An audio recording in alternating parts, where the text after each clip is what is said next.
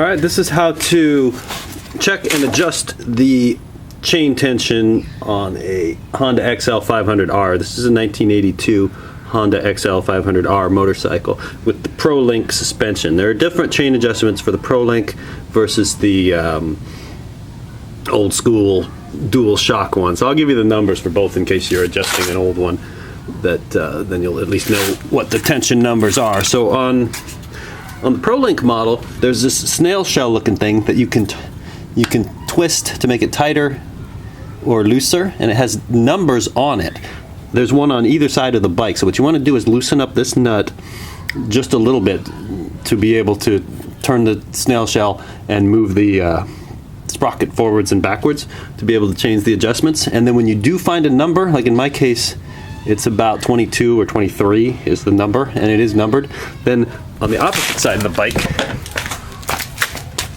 there's another snail shell with another set of numbers. You just want to make sure they're both the same number on both sides of the bike, which is really a pretty neat way to do it. That way you know that they're both equally tight rather than counting threads or just kind of guessing, as you do on a lot of bikes with a chain.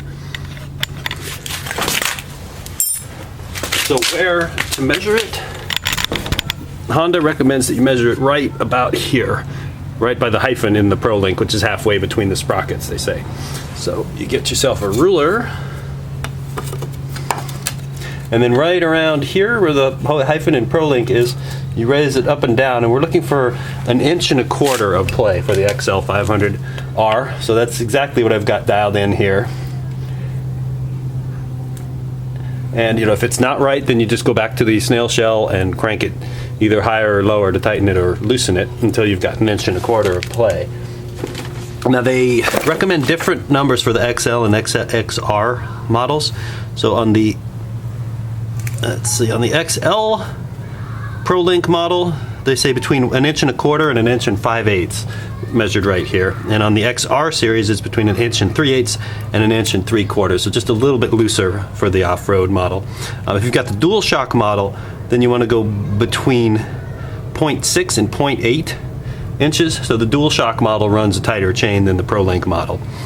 And the XR dual shock model would be 0.8 inches or 20 millimeters. So I hope that helps.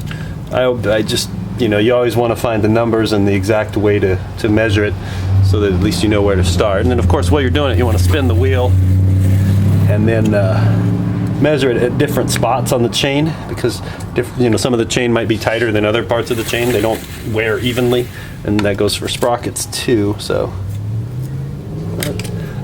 looks like I've got about 1.25 inches all the way around.